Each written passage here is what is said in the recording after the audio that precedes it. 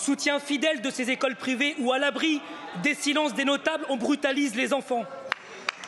Après l'odieux assassinat d'une surveillante de collège en Haute-Marne, Monsieur le Premier ministre, je m'étonne que devant la détresse des équipes éducatives, des familles et la souffrance de nos enfants, vous n'ayez trouvé que des parades aussi grotesques qu'inutiles, comme l'utilisation des portiques ou l'interdiction de vente de couteaux. Vous avez déjà démontré à maintes reprises vos conceptions étroites de l'éducation. Contrairement à ce que vous fantasmez, ce dont nos enfants ont besoin, c'est de soins et d'attention, pas de gifles ou de reconnaissance faciale. Ce dont nos écoles ont besoin, c'est de moyens pour la médecine et la psychiatrie scolaire, pas de portiques ou de fouilles au corps.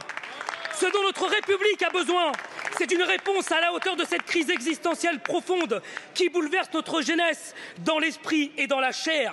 Avec vous au gouvernement, c'est la baisse des investissements concrets dans l'éducation populaire. Vous au gouvernement, c'est la disparition de la médiation de rue.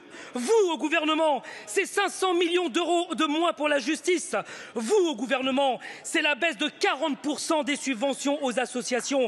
Vous au gouvernement, c'est la baisse des moyens alloués à la santé mentale. Vous, au gouvernement, c'est l'anéantissement et l'accompagnement social de la lutte contre les discriminations. Ma question est simple, Monsieur le Premier ministre.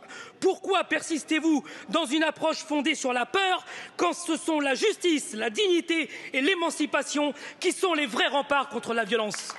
Madame la ministre de la censure des comptes illustrés, votre réponse est à la petite hauteur de ce que vous portez. Madame la ministre, vous venez d'avouer devant la représentation nationale que vous et votre gouvernement, finalement, vous ne servez à rien et que vous n'êtes pas une solution pour nos enfants, ni pour l'école, ni pour les enseignants et encore moins pour les parents d'élèves. Je vous remercie.